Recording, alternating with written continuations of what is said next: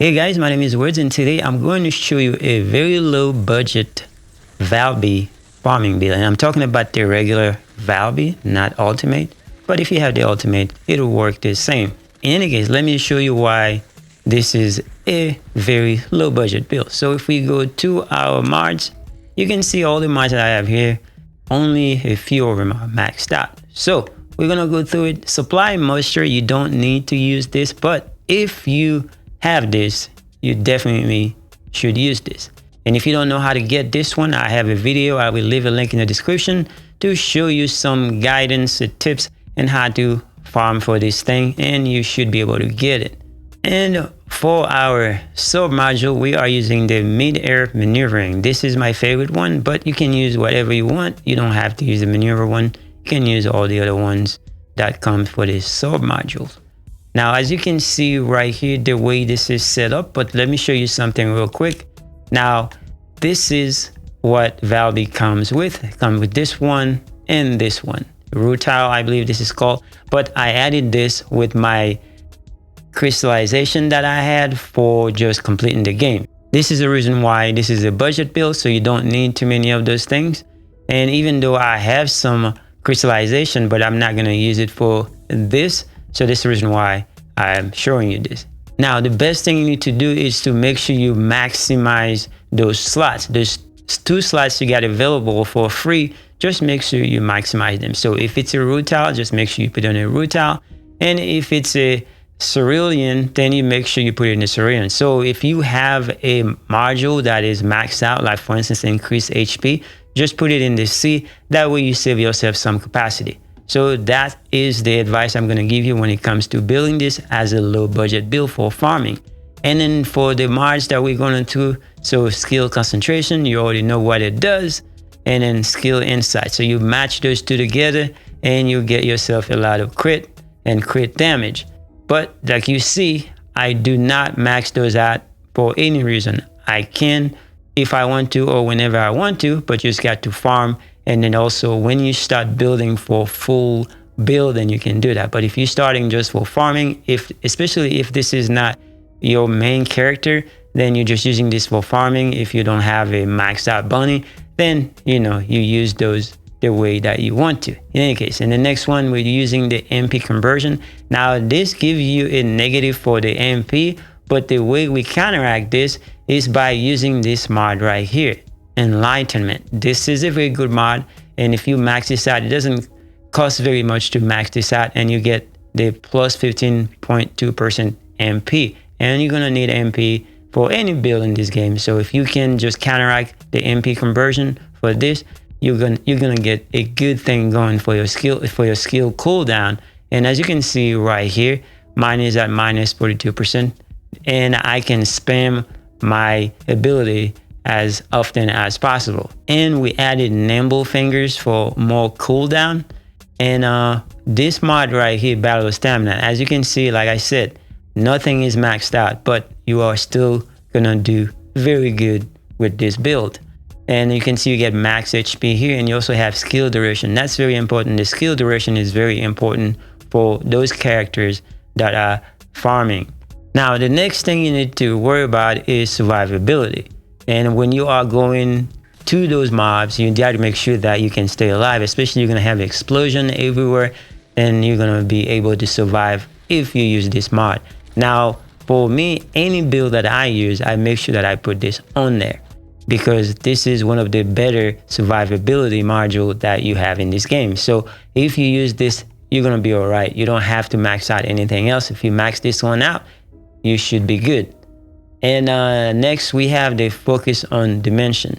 This also gives you some very good cooldown and also for your dimension skill. So when we talk about the dimension skill, we're talking about this right here. As you can see, your dimension skill is what you're going to use a lot. So it makes sense to actually use that module because you're going to be spamming this as often as possible. And as you can see for the cooldown for it, you can see that it is very low. It is 12.8 seconds, but you can get this a lot lower if you added some other mods. You can make changes to the build to make it better for you, but with what I have right here, it works really good. I don't have to worry about anything because I can spam this every so often because you have the duration.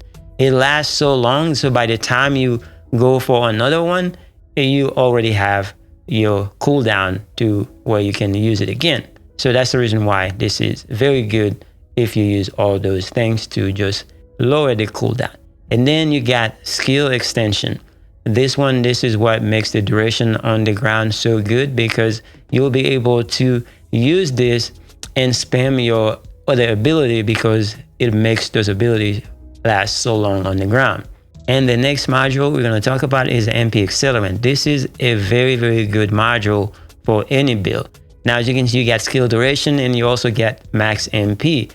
So this works very good with MP conversion. This means using this and also with the enlightenment, even if you decide to max this out someday, when you use all this other module, this one and this one in combination with this, you're going to have a very good time with your MP management and you're going to be good to go. So nothing you can worry about. Now, I'm not maxing this out because I wanted to make a budget build just for that purpose. Now, I'm going to let you take a look at all the modules. That way, if you want to take a screenshot, that way you know exactly which one you want to use and which one you don't want to use, then you can do that before we go to the components. Okay, now you should be able to see all the modules that we're using. Now, as far as weapons are concerned, you can use whatever weapons that you want and based on your reactor. So those are the ones that I'm using. There's nothing special about them. Anybody should have this weapon right now. It is a very good weapon, especially now it becomes meta. So now for our reactors and component. Now for the reactors, I am using this one. I make sure it matches my weapon that I'm carrying in my hand, and you should try to do the same. So always try to match your weapon's reactor if you can. And this one is not a bad one. I normally go for skill cooldown and some other things. And for this one, I have skill critical hit rate and also skill cooldown. So this is a very decent one that I got. Now, there is this one on the right that I sometimes use. It's got skill critical hit damage and skill effect range. Those are both good, but normally I go for the one with the critical hit rate because you get a lot more crit instead of the crit damage, because you can't have crit damage if you are not getting the crit rate.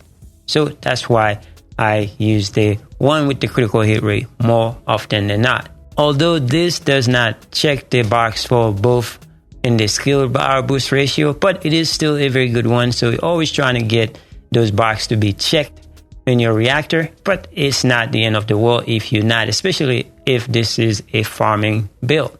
So that is for the reactor.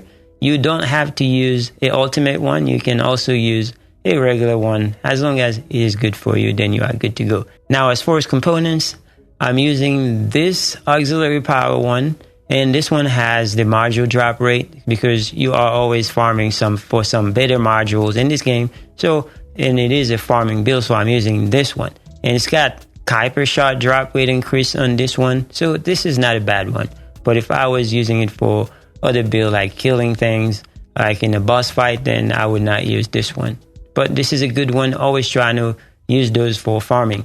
Now, as far as this sensor, although it is not a very good one, but the fact that it has a max MP, it makes a whole lot of difference. So that's why I'm using this one. But defense is not bad either. And for the memory, I could use a better one, but I'm only using this one because I want to use the electric resistance. So what I try to do with my components, I always try to match all the resistance. That way you never know which content that I'm going to play on the raw world. So I always try to max them for all of them. But you can mix and match and see which one is the best for you. But that really doesn't matter. Just make sure you have the stats that you want, like HP and MP, then whatever you want. So it doesn't really matter. You just do whatever you got to do when it comes to farming. Now, that is basically all you need for a budget farming build for VALBY. Now, if you're curious about the stat sheet, this is it. There's nothing serious about it. You have a very good build for farming if you set it up the way that I show you, and you won't regret it.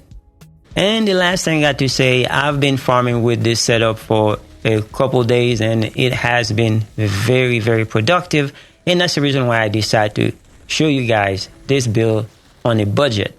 And if you go and try this, I am pretty sure you're gonna be all right. The survivability is really good, and the farming part of it is very good, and you don't have to worry about anything. Explosion doesn't matter. You are going to be fine if you set it up the way that I show you when it comes to survivability. In any case, hopefully you give this a try. Thank you guys so much for watching. If this helps you in any way, please don't forget to slap that like button. I will be most appreciative. I'll see you guys in the next one.